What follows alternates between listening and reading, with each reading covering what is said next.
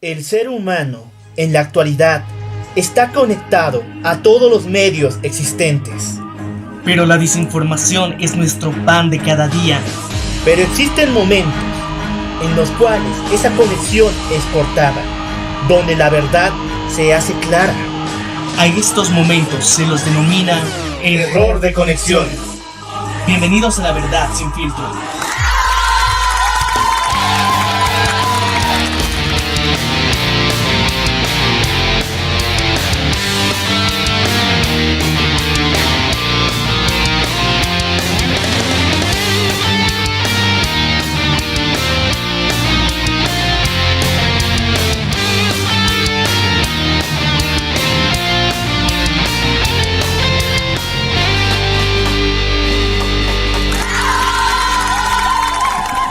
Muy buenos días, muy buenas tardes, muy buenas noches. Yo soy el Loco Alf y me encuentro junto a Menia. Y esto es Error de Conexión. Un espacio donde podemos decir lo que nos agradó y lo que nos desagradó de esta semana, principalmente con hechos sociales muy importantes. Lo que pasó en México y obviamente lo que puede llegar a pasar en varios países de Latinoamérica.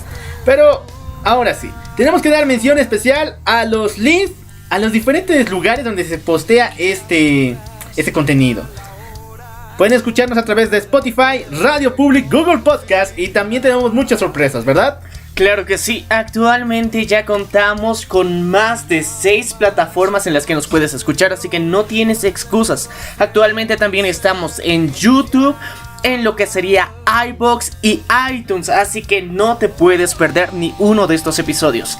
Y bueno, yo creo que es momento de iniciar con las noticias que ocurrieron durante esta semana. Y tenemos una muy buena noticia que puede causar que la enfermedad en muchos países que se está afectando por la malaria disminuya radicalmente. Exactamente, hablamos acerca de la creación de un hongo modificado genéticamente que puede llegar a matar el 99% de mosquitos que transmiten la enfermedad conocida como malaria.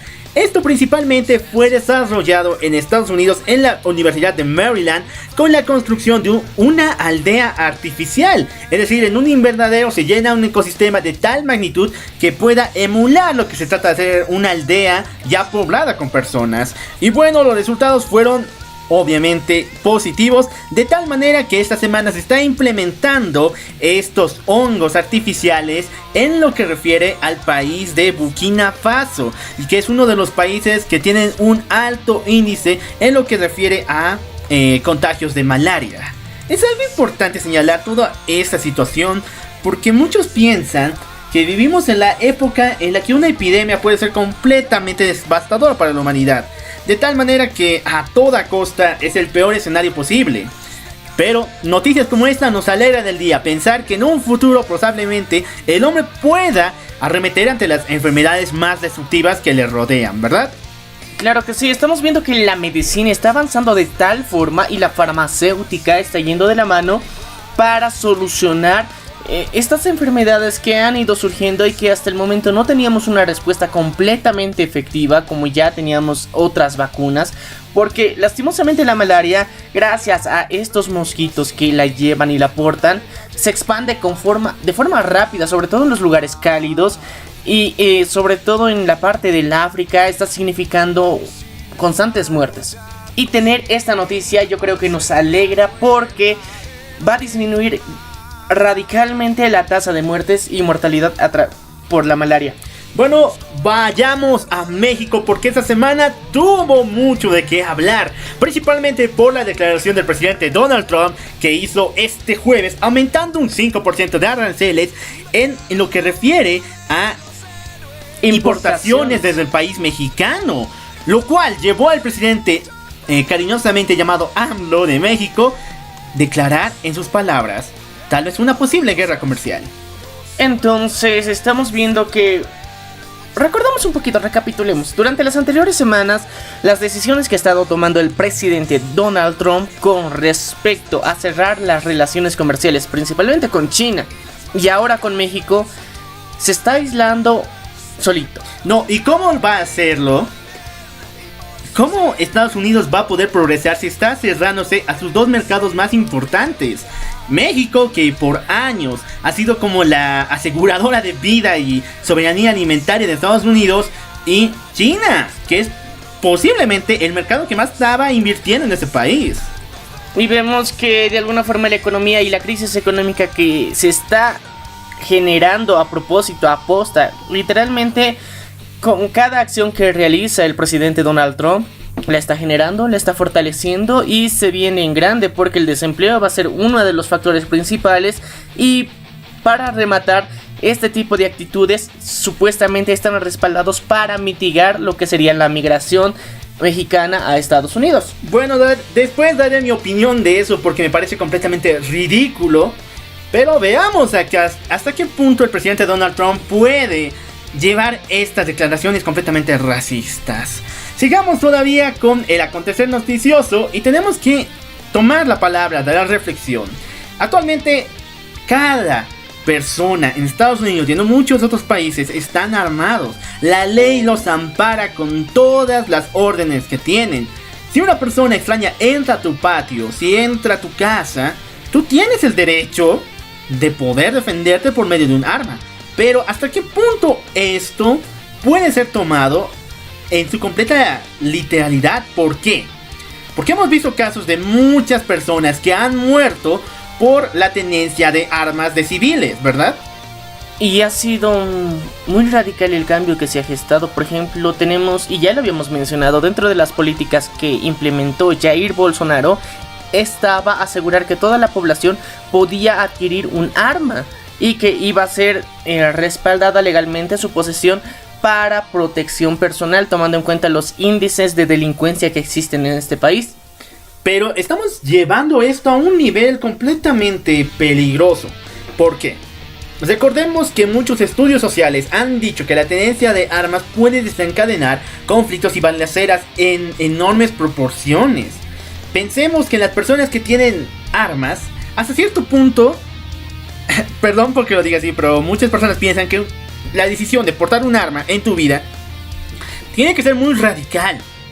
Hasta tal punto que podemos considerar que las personas que las tienen lo usan y tienen alguna especie de conflicto de por sí, con un miedo con la sociedad o con las personas que les rodean.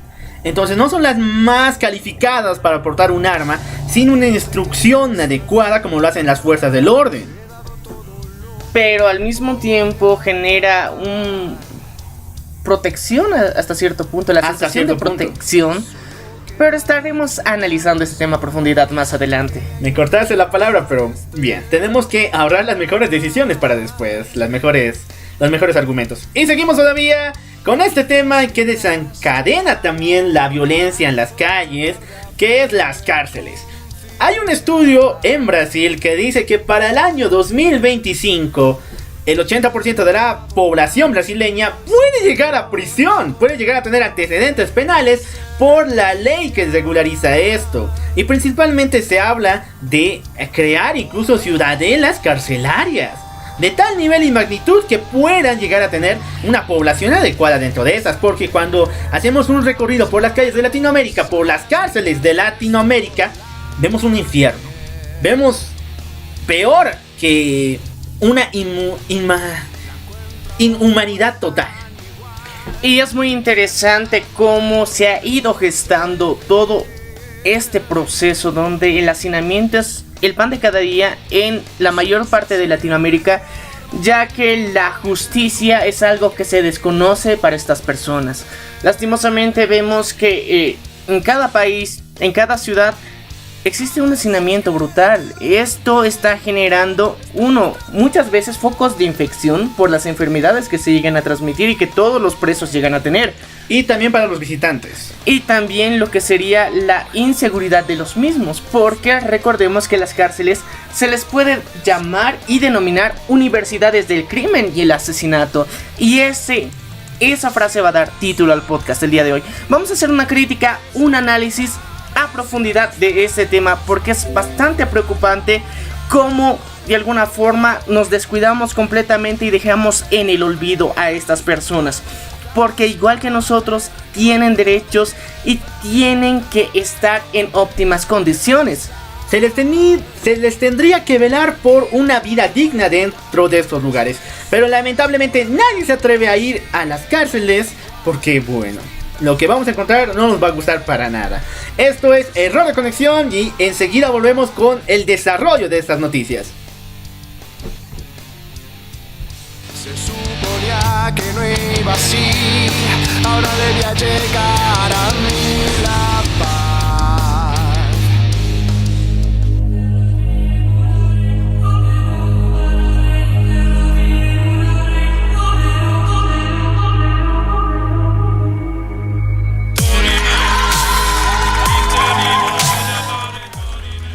Gracias por continuar con nosotros aquí en Error de Conexión. Y bueno, vamos a empezar con la noticia de este gran hongo completamente modificado genéticamente para poder eliminar hasta un 99% de los mosquitos que transmiten la malaria.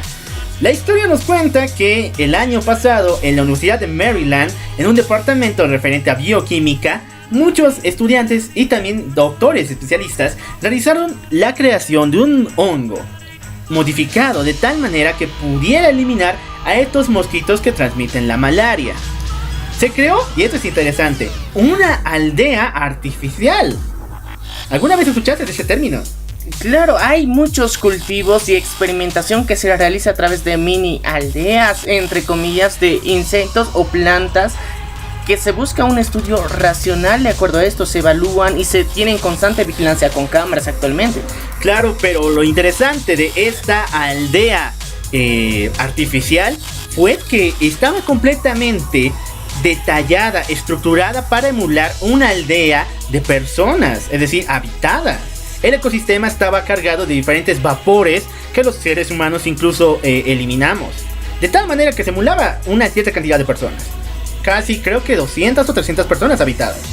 Entonces estas pruebas han servido para corroborar que efectivamente este hongo es capaz de asesinar al 90% de los mosquitos existentes. 99%. Este es el objetivo a alcanzar respecto a esta investigación. Y bueno, los científicos de Maryland no quisieron quedarse atrás y empezaron ya lo que refiere al trabajo de campo, y ya se plantaron estos hongos artificiales modificados en Burkina Faso, uno de los países que tiene un alto índice en lo que refiere a portadores de malaria.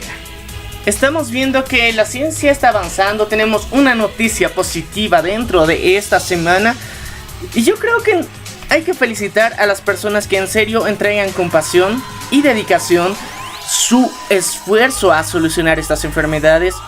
Y bueno, yo creo que vamos a ver avances más adelante con respecto a otras enfermedades. Ya lo habíamos anunciado anteriormente, ya habíamos hablado de lo que sería el VIH-Sida y su progreso con ya 2 personas que ya no tienen técnicamente el virus, ya no se encuentra a través de los estudios. Y vemos que también se están generando lo que sería la tecnología para impresión 3D de órganos a través de las células madre. La ciencia está avanzando de forma positiva y esto nos genera un mejor estado de bienestar a largo plazo, porque actualmente tal vez no podemos tener a la mano esta tecnología y este tipo de medicina, más que todo en Sudamérica, pero más adelante, mientras más empresas se interesen en esto, cada vez va a ser más común y muchas personas se van a poder beneficiar del mismo. Acabas de dar 2 puntos que tenemos que debatir aquí antes de pasar a otro tema, porque no todo es alegría respecto a esa situación y la evolución de la tecnología para ayudar a las personas. Primero, ¿por qué las empresas o grandes conglomerados tienen que financiar estas investigaciones? Los gobiernos no mueven ni un solo músculo para realizarla, y muchas empresas, incluso aquellas que estudian estos temas, tampoco lo hacen. Son las empresas privadas, incluso de rubros que nada tienen que ver con investigación científica, realizan estos progresos de tal magnitud que nos hace pensar realmente si las personas que deberían velar por la salud de las personas realmente cumplen su trabajo. Y es interesante este fenómeno porque multinacionales dedicadas a lo que serían la producción o la comercialización de grandes conglomerados de productos se preocupan en financiar salud. Y esto nos hace cuestionar si realmente a nuestros líderes les importamos como seres humanos y al mismo tiempo a las mismas organizaciones que están en defensa y cuidado del beneficio que tienen que tener los seres humanos, el desarrollo de las personas para quitarlas de la pobreza, pero no se preocupan específicamente por la salud y por resolver estos problemas. Sé y soy consciente que las universidades más grandes del mundo sí están volcadas constantemente a este estudio, pero la mayoría de estas universidades no son públicas, son privadas.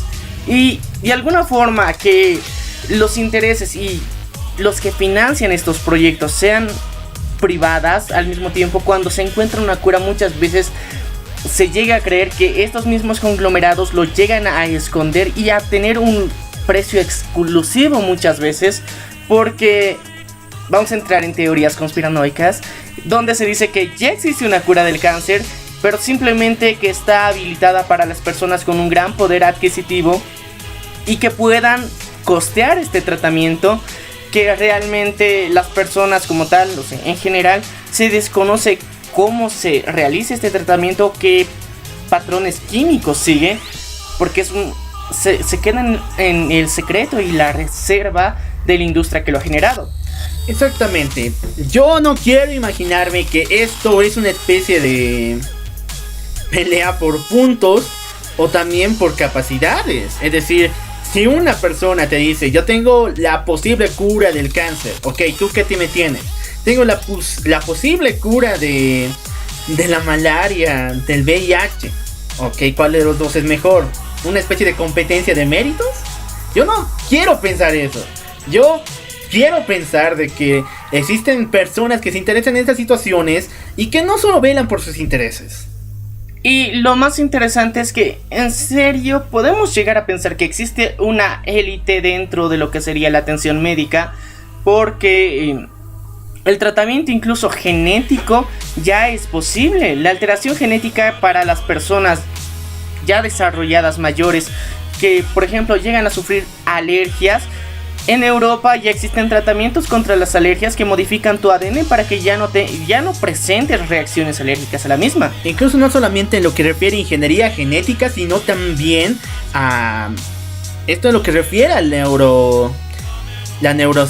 neurociencia del cerebro, que incluso lleva extirpaciones de lugares que no funcionan para mejorar el estilo de vida de las personas. Por ejemplo, hay estudios de epilepsia donde te retiran mitad del cerebro y puedes vivir una vida completamente normal.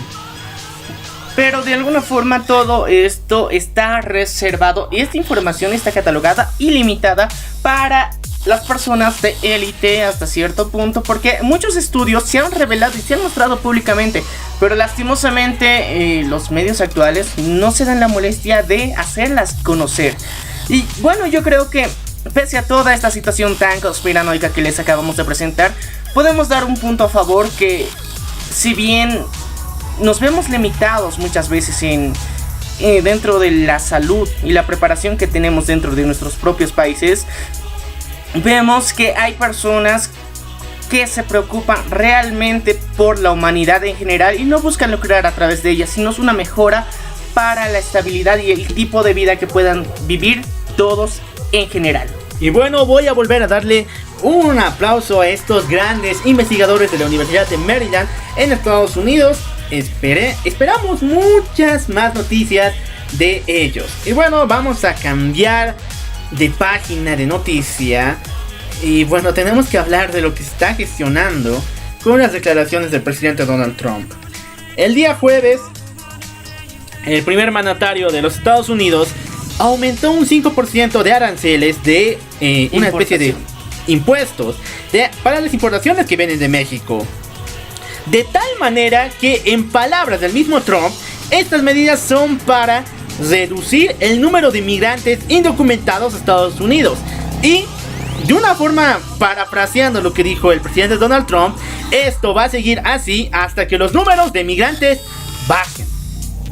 Esto es una especie de amenaza, una especie de juego para el presidente Trump. ¿Qué es esto? No sé, pero la verdad, mira, durante los últimos años que desde que fue electo a la presidencia, las medidas que ha tomado y cómo las ha justificado no son racionales para nada. Lastimosamente, ya habíamos anunciado hace algunos podcasts que ya se empezó con la construcción del famoso muro. Ya se dio la licitación a una empresa en específico y se eligió el diseño que va a tener este muro. Pero ahora vemos que aún cumpliendo esta promesa de limitar la migración, lo usa como una excusa para generar más impuestos. Entonces, yo creo que durante los últimos meses se le está zafando más el tonillo a Donald Trump, o alguien se le está ajustando de manera tan fuerte que ha alterado todos sus circuitos. Vamos por el otro lado. Cortar relaciones con China y después con México. ¿Quiénes? Pensemos lo mejor. China es uno de los mayores inversionistas en Estados Unidos, de tal manera que se puede decir que es uno de los mercados que estaban subvencionando el mercado interno de los Estados Unidos en lo que refiere a inversiones. México es el principal motor alimenticio de Estados Unidos. Las importaciones que traen de allá son lo que les da una soberanía alimentaria, porque ellos sí tenían una muy importante, incluso una de las más grandes en el mundo. Cortar con el que te da inversiones y con el que te da el alimento de la boca, es decisiones muy estúpidas. Hay que tener mucha fe en tu mercado interno, lo cual Estados Unidos ha sufrido mucho desde los años 80 y en el 2008 lo hizo explotar. Hay que tener mucha fe o prácticamente negar la realidad que te rodea. Pero observemos bien, dentro de las promesas que realizó Donald Trump para su gestión, era que precisamente tenía que fortalecer a Estados Unidos y generar más fuentes de trabajo, que la economía y todo el dinero que se llega a gestionar se quede en Estados Unidos, por y para los americanos. Ese fue uno de sus principales discursos dentro de su campaña. Actualmente yo creo que en su loca fantasía cree que este tipo de actitudes benefician a su país, lo cual no es para nada cierto. Lastimosamente sí son bastante dependientes de lo que sería la producción alimentaria que da México, al mismo tiempo también la mano de obra que ellos dan, porque recordemos que la mayor parte de la mano de obra de Estados Unidos, las fábricas se encuentran en México. Subcontrataciones. Son subcontrataciones al mismo tiempo, pero serían subdivisiones de empresas que existen y la producción de Estados Unidos se vería completamente limitada. Ahora, yo creo que no sé si técnicamente Donald Trump es de las personas que conoce de inversiones, economía y todo lo que se debe gestionar para el manejo de una empresa. Yo creo que se le ha olvidado durante su candidatura y sus años de presidencia, porque actualmente está más afectando a su mercado interno. Las acciones, por eso ha tomado la, entre comillas, sabia decisión de que para esta transición sea más agradable durante los restantes ya 2 meses, va a ser poco a poco retirado del mercado la marca Huawei. Y al mismo tiempo vemos que estos aranceles van a afectar a México. Entonces Estados Unidos se está aislando del mundo. Esa sería mi opinión respecto a las acciones que está tomando este presidente, porque se está aislando cada vez más, está cerrando sus fronteras a importaciones y quiere realizar al mismo tiempo exportaciones. Pero con ese tipo de relaciones políticas que se está generando con los países no es coherente, porque al mismo tiempo la política y la diplomacia se basa en un intercambio. Pero mientras tanto, si tú quieres exportar, quieres tener una participación en el mercado de otro país, como sería en China, por ejemplo, la marca Apple se está viendo muy afectada por esto, ya que casi el 60% de la producción que realizaban se iba a China. Entonces es uno de los más grandes mercados en el mundo, que supera a Estados Unidos con creces. Y al tomar estas decisiones, Donald Trump literalmente lo cerró. Y actualmente China está tomando medidas en contra de Estados Unidos respecto a lo mismo. Había 2 chistes, y perdón que vuelva a tocar el tema, pero había 2 chistes que podemos decir que eran verdad.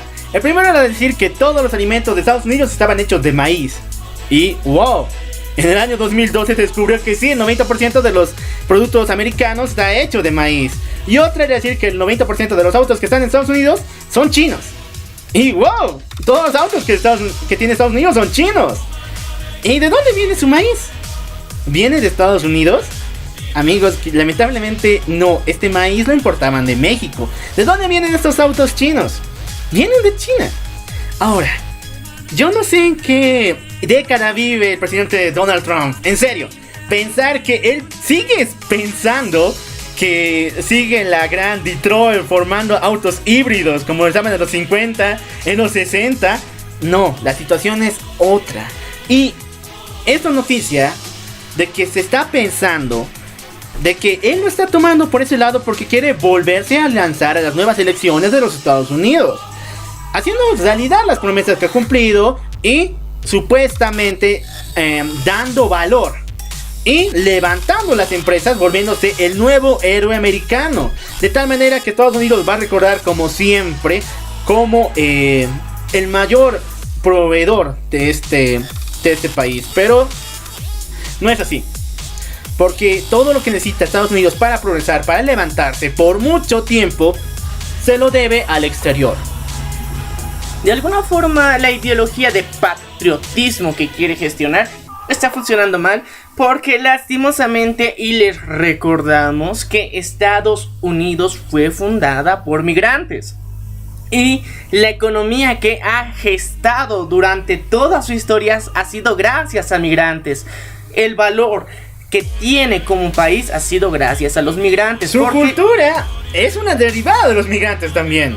Todo es un acopio de las culturas, de que diversas ideologías han aportado para gestionar una mejor sociedad. Y ese era Estados Unidos, el país de la libertad, entre comillas, ya que se creía que allá podías hacer tus sueños realidad. Las limitaciones que tenías en tu país no existían.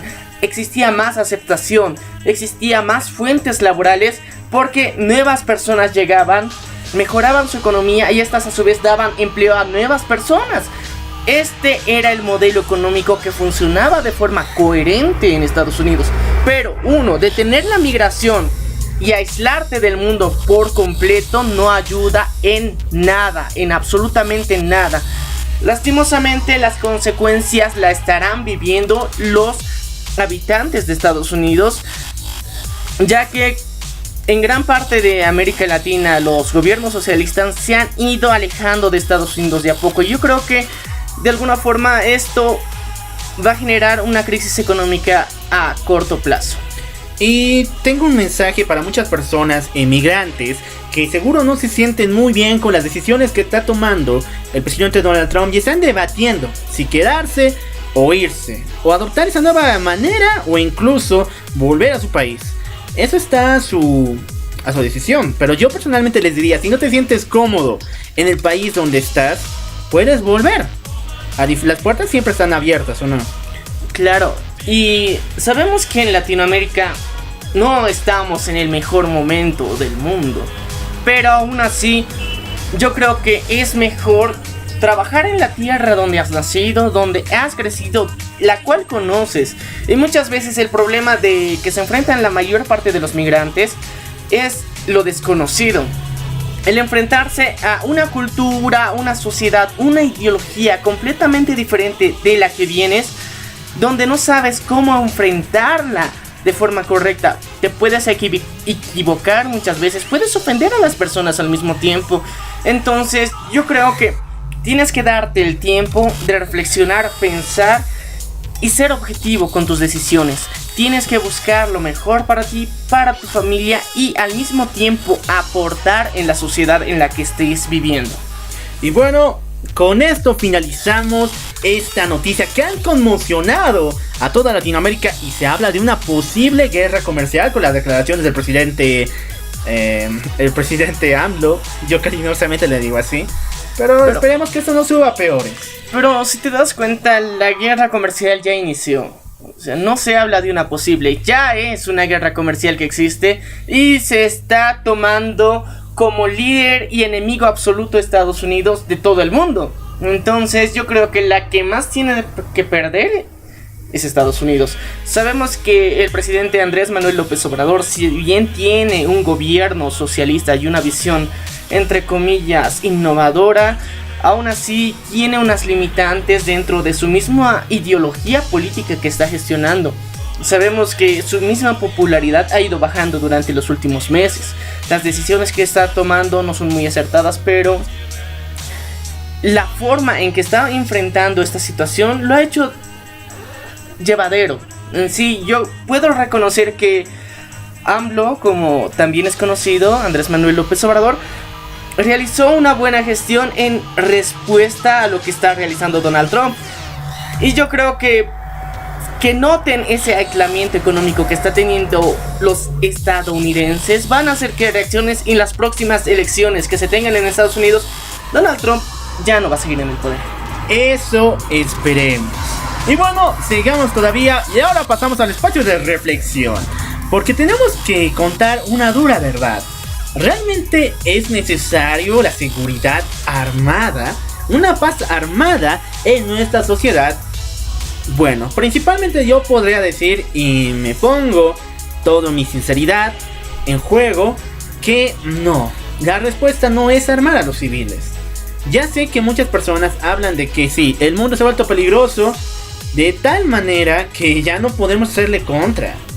Pero, como les dije, portar un arma no es una decisión fácil de tomar.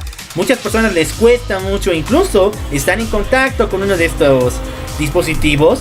Y para hacerlo hay que tener una moral y una responsabilidad muy firme, lo cual no se logra del día a la mañana, de un día a otro. Esto se logra con una instrucción muy fuerte. Pero reflexionemos un poco. Durante la anterior semana, dentro de nuestra página, y si no la conoces, es Error de Conexión y puedes encontrarnos a través de Facebook, realizamos un post exclusivo de lo que sería la Primera Línea de Defensa, que es una organización a favor de la aportación de armas. En esta se mostraba cómo se habían impedido robos de tanto automóviles como robos personales con la tenencia y posesión de armas. Publicamos esta noticia ¿para qué? Para saber su opinión y su respuesta ante la misma. Y hemos visto que muchas personas están a favor de la misma. Esto de alguna forma es preocupante porque somos conscientes de la inseguridad que se tiene en gran parte del mundo.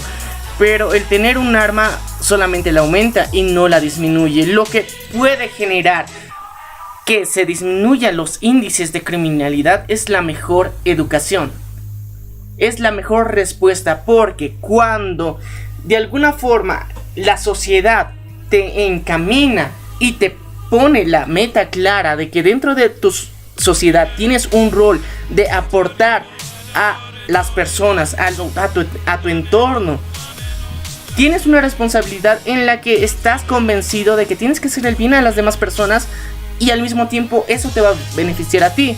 Y eso hemos visto que funciona. A ver, me estás diciendo los resultados a largo plazo.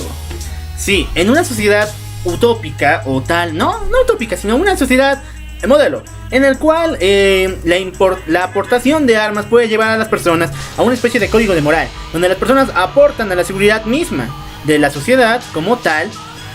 Podría ser sostenible, sí, pero ¿y a corto plazo qué es lo que pasa? Te digo que hay sociedades donde las personas tienen armas, pero las personas que lastiman, los delincuentes en sí mismos tienen armas más poderosas.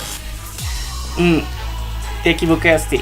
Yo lo que decía es que la aportación de armas no ayuda a mejorar la sociedad. Te decía que una educación es mejor. Aportar más a la educación, poner más empeño en la educación que se tiene dentro de una sociedad, hace que la sociedad misma no necesite armas, porque buscas el bien común de las personas y no es una situación utópica. Hemos visto las mejoras significativas que se tiene dentro de la mejor educación a nivel mundial. Por ejemplo, Japón, Dinamarca y Noruega. Vemos ejemplos claros donde la educación ha mejorado a un tan alto nivel, donde la corrupción es completamente mal vista y tajantemente cortada, porque la justicia está a cargo de personas completamente imparciales y se busca un sistema que aísle cada uno de estos medios para que el juicio no pueda ser nublado de ninguna forma. Entonces, no es una sociedad utópica la que estoy mencionando, es una sociedad que actualmente existe y muchas personas están viviendo en las mismas. Entonces, que seamos latinos no significa que el mundo sea como todo lo que lo vemos dentro de nuestras ciudades. Existe un mundo alrededor nuestro donde la educación ha mejorado de una forma tal y la sociedad y las personas se han dado cuenta de esto, y lastimosamente estas sociedades han mejorado gracias a las múltiples fracturas que han tenido en las mismas. Recordemos que Japón recibió 2 bombas atómicas, recibió una crisis económica brutal. Todos estos hechos, que son completamente trágicos, han ayudado a mejorar su sociedad entera. Y te pones a pensar y a cuestionar, necesitamos en América Latina un sacudón tan fuerte, ya sea por parte de la naturaleza o por la guerra o por situaciones catastróficas, para evolucionar a una mejor sociedad. Bueno, en todo sentido, la aportación de armas, ¿en qué beneficia? Muchas personas piensan de que esto puede llevar a la reducción de índices de delincuencia como tal, pero también puede llevar a la construcción de grupos más allá de lo normal, los grupos criminales que porten armas. Y sí, tú me estás diciendo que la educación es el principal punto. Esto igual se puede introducir en América Latina. El detalle es el siguiente: estas sociedades, como tú me dijiste, están formadas por un código moral de tal magnitud que incluso las instituciones lo velan, que ya no hay corrupción dentro de la misma. ¿Por qué? Porque allá no existen los secretos. Allá no existe prácticamente el guardo de tus inversiones. Si un juzgado te pide lo que refiere a secreto bancario, tú lo tienes que dar y no puedes poner ninguna contra. Ya, entonces esto lo ve la sociedad y obviamente por eso no existe un descargamiento de esta forma. Por eso la sociedad es allá, porque es muy sincera, pero al mismo tiempo también puede decirse que va en contra de su privacidad. Pero en América Latina es completamente diferente. De tal manera que las personas estamos mucho más obsesionados e ir en contra y ocultar secretos del vecino, de las personas que nos rodean, de lo que refiere a abrirnos. Y bueno, esto ha llevado a varias situaciones, principalmente el miedo. Y el miedo nos ha llevado a estas instancias donde tenemos que decir si realmente algún día nos van a llegar a hacer daño. Y el miedo es uno de los factores más importantes, porque el miedo ha generado inseguridad en los latinos. Esto debido a lo que constantemente vemos en las noticias. Gracias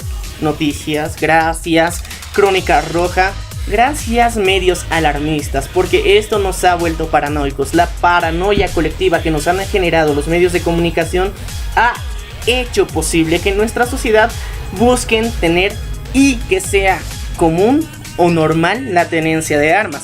¿Por qué? Porque lastimosamente dentro de lo que se conoce como la pirámide de Maslow, dentro de la base se encuentra la seguridad.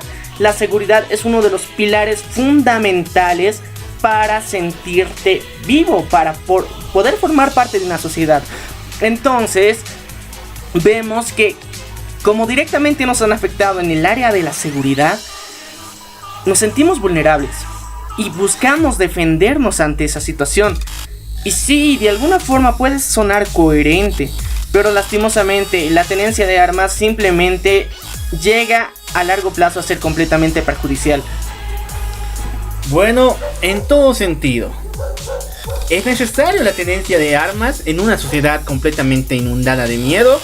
Yo digo que no. Tenemos que darle una segunda oportunidad a lo que refiere a la propia autoeducación, a la propia autorreflexión respecto a nuestra sociedad. Y también otro punto que de alguna forma ha reforzado que las personas en América Latina necesiten un arma es lo que sería el poder judicial. Somos conscientes que realmente los índices de corrupción en América Latina son los más altos, y gracias a esto existe la falta de justicia.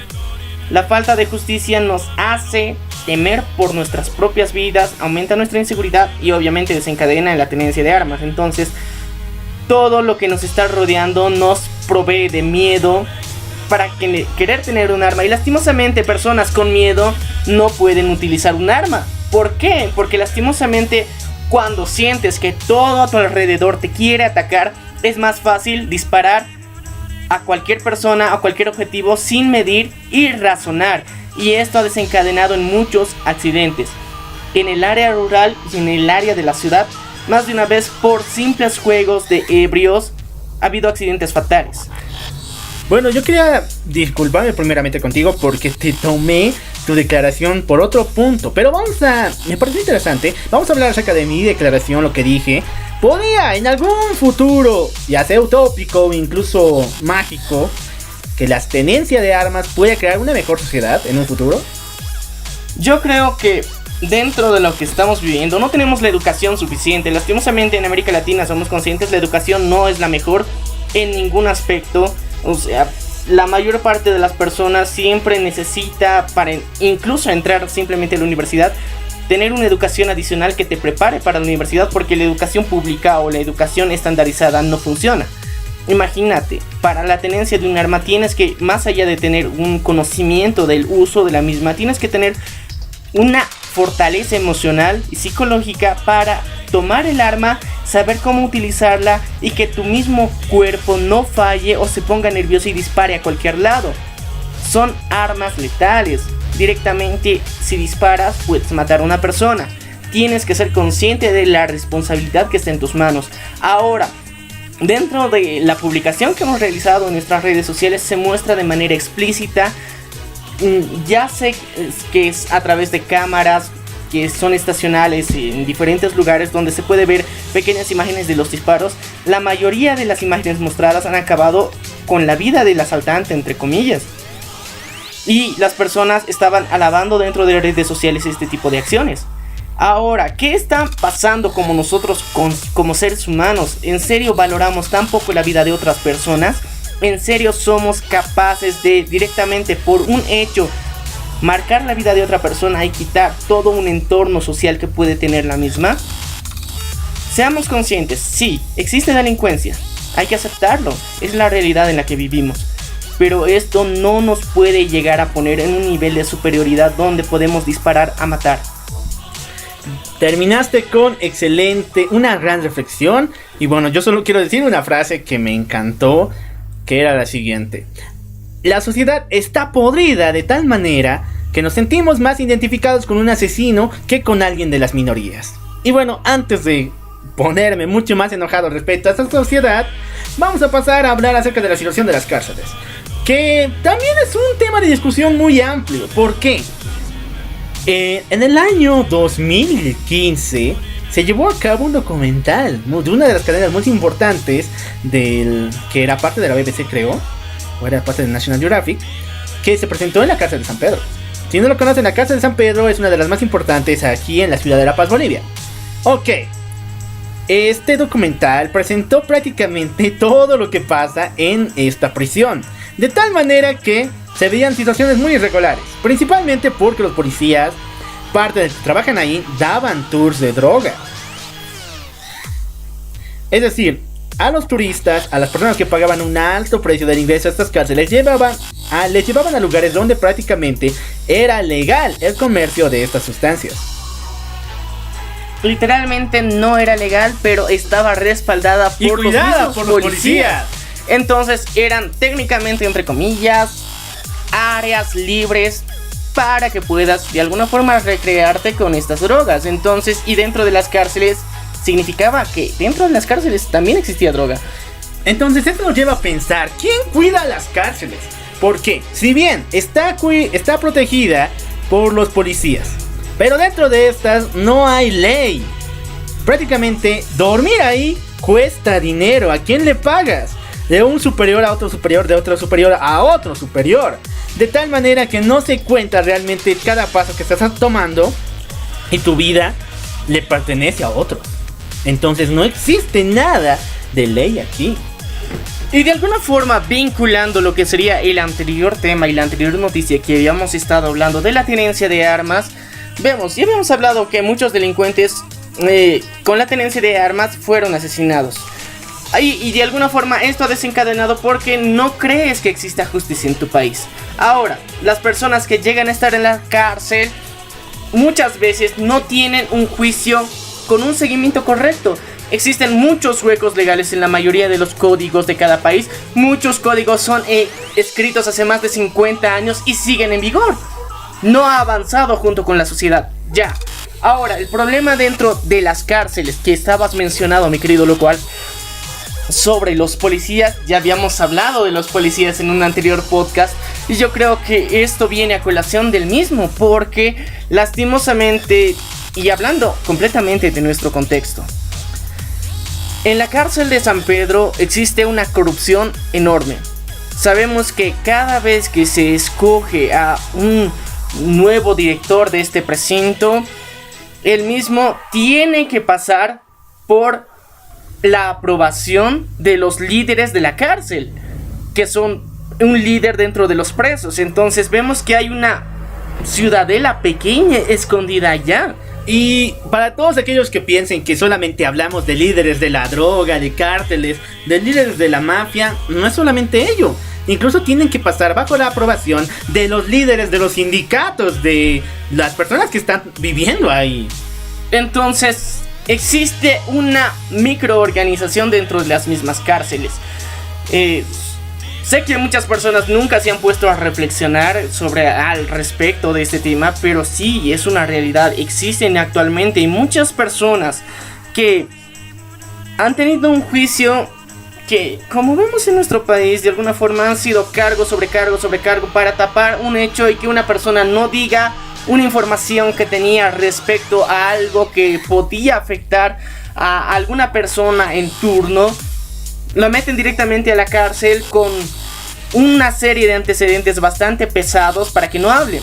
Una vez que entra dentro de las cárceles existen más corrupción. Entonces, técnicamente de una sociedad de corrupción entras a un grupo selecto de corrupción. Y esto es bastante preocupante porque se genera dentro de las cárceles universidades del crimen.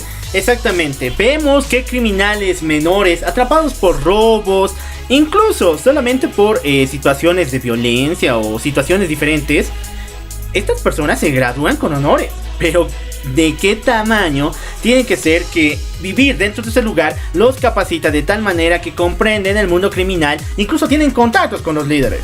Y ¿sabes qué? Dentro de las cárceles no es vivir, es sobrevivir. La verdad es esa, porque lastimosamente las condiciones son inhumanas. Las personas duermen en el patio de la cárcel. No existe lo que serían habitaciones para cada uno, un pequeño colchón siquiera, porque el hacinamiento es brutal el que existe.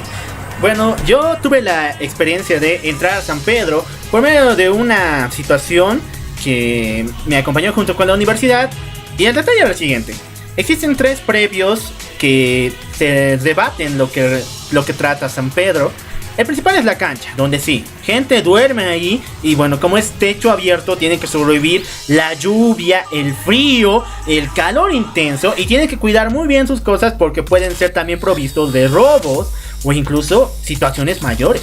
Gente muere en esos lugares, gente muere en la cancha abierta. Luego pasamos a las celdas, pero al final. Y pobre de ti si entras al final, porque son lugares donde ni la luz entra. Son los calabozos personales donde los policías ponen a los reos más peligrosos.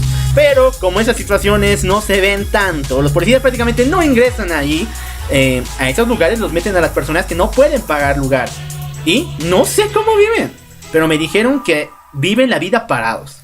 No pueden echarse porque son muchas personas que están en un cuarto muy pequeño. El hacinamiento, repito, en Bolivia nosotros hablamos con la experiencia que hemos visto y con los ejemplos que tenemos dentro de nuestras ciudades. Es bastante grosera, es bastante inhumana. Esto es preocupante y alarmante a nosotros como seres humanos que queremos vivir en una sociedad y compartir la vida con otras personas. Vemos que hay otras que están sufriendo todos los días, que sufren completamente de lo que es la justicia, que lastimosamente personas poco preparadas en el poder permiten que personas estén en condiciones inhumanas y que muchas personas lleguen a delinquir gracias a una situación así. Y lo peor, personas inocentes también viven en este infierno. Hay el caso del señor, el doctor Fernández, que pasó un par de semanas que quedó libre de este caso de que fue acusado por el CEDES, y yo lo digo en toda palabra, fue acusado por el CEDES de La Paz por violar a un bebé. De tal manera que vivió un infierno de 3 años en lo que refiere a San Pedro. Y bueno, ¿quién le va a devolver esos 3 años perdidos? ¿Quién le va a devolver el trauma de sobrevivir a prácticamente un infierno a un doctor que ni tenía ningún antecedente penal? Bueno, yo no sé qué puede pasarle a esta persona. Y has tocado un punto muy importante. Existen inocentes viviendo en estos lugares, y son los niños. Lastimosamente, las cárceles de Bolivia permiten que los niños estén junto a sus padres. Esto tendría que tener connotaciones positivas, ya que influiría en el buen desarrollo de un niño, pero no, lastimosamente la misma microsociedad que se tienen, las mismas, fomenta que estos sean próximos a tener una sentencia para ser obligados a vivir ahí. Esto es completamente horrible y lo vemos en la mayor parte de cárceles. No, pero el código de niña, niño, adolescente dice claramente que no pueden vivir dentro de las cárceles. Pero el detalle es el siguiente, los policías lo permiten porque no tienen otro lugar donde vivir. Prácticamente estos niños y sus familias, incluso mujeres y primos, tíos viven allá porque no tienen un hogar. Y se aprovechan de las condiciones pagando y sobreviviendo a la instancia de los que viven en la cárcel para poder quedarse con ellos. Familias enteras viven y mueren en ese lugar. ¿Por qué? Porque no existe un mejor lugar donde vivir para ellos. Lastimosamente, si es que quedaran libres, no tendrían nada, ningún lugar donde podrían llegar. No existe la reinserción social dentro de las cárceles. Es otro problema muy grande que se tiene que reflexionar. Y ahora yo también te doy algo que me llamó la atención. Hemos visto, San Pedro es un gran ejemplo de que el gobierno mete ahí también a casos mayores, a grandes personalidades, solamente para hacer la figurita de que la justicia funciona. Recordemos al señor Leopoldo Fernández, nada o poco tenía que ver en la cárcel de San Pedro. Lo hubieran mandado a la cárcel de Cobija, o incluso a instancias de Parmasola, o incluso a una instancia menor. Pero ¿por qué tenía que ser en San Pedro? Obviamente solo el gobierno lo utilizó para mostrar al mundo de que sí se hace justicia. Y lo mismo van a hacer con los involucrados en el caso de los Diablos Rojos, que ya hablamos aquí en el podcast. Los van a meter a los 13 a la cárcel de San Pedro. Pero yo te digo, ¿y qué tienen que hacer ahí? ¿No tendrían que ser remitidos a instancias mayores? Incluso a la cárcel de Santa Cruz. O a Chonchocoro incluso. Chonchocoro, porque son de máxima seguridad. Son prácticamente militares que no tienen nada que ver en San Pedro. Y técnicamente San Pedro tendría que ser considerada una cárcel de mediana seguridad, porque se supone que las personas que llegan a delinquir dentro de la ciudad de La Paz llegan a esas instancias de forma temporal. Pero ya hay personas que por más de 60 años están viviendo ahí sin un juicio justo. Y es otro problema, la justicia en Bolivia, que como ya lo habíamos mencionado, tiene fallos gigantes. Tiene hoyos espectaculares dentro de su normativa, dentro de su ley y dentro de cómo se procede en la misma, porque lastimosamente la retardación de justicia es un hecho gracias a la corrupción y al exceso, entre comillas, de trabajo que tienen los jueces. Porque lastimosamente, si bien existen que cada año muchos abogados se titulan de diferentes universidades, no se les da trabajo, no se generan nuevas fuentes de empleo para mejorar el sistema judicial, porque si existieran más juzgados, más personería, esto mitigaría bastante. Pero lastimosamente cada vez que se abre un juzgado es en el pueblo de donde se esconde el diablo, donde ni un habitante tiene que delinquir y donde ningún trabajador quiere llegar. Y dentro de las ciudades existe contados espacios judiciales. Has dado justo en el clavo. Si hay tantos abogados, ¿por qué hay tan pocos jueces? Esta es una rueda. Esta es una rueda de corrupción, de que ponen de juez a aquel que es parte del partido, que incluso tiene alguna relación con el que está al mando. Imagínense, muchos abogados prefieren ir por la línea fácil, volverse notarios hasta cierto punto. Ahí se acabaría su carrera. Hacer documentos principales, ¿por qué? Porque ingresar a las instancias mayores requiere mucho dinero de por medio. Y muchos no se atreven a llegar a ser jueces por esa situación. Y yo creo que también existen las restricciones morales que tienen estas personas, porque para trabajar dentro de un sistema de justicia tan corrupto, tienes que estar muy consciente de dónde estás entrando, cómo estás entrando y cómo vas a salir del mismo. Y lastimosamente la mayoría no puede salir.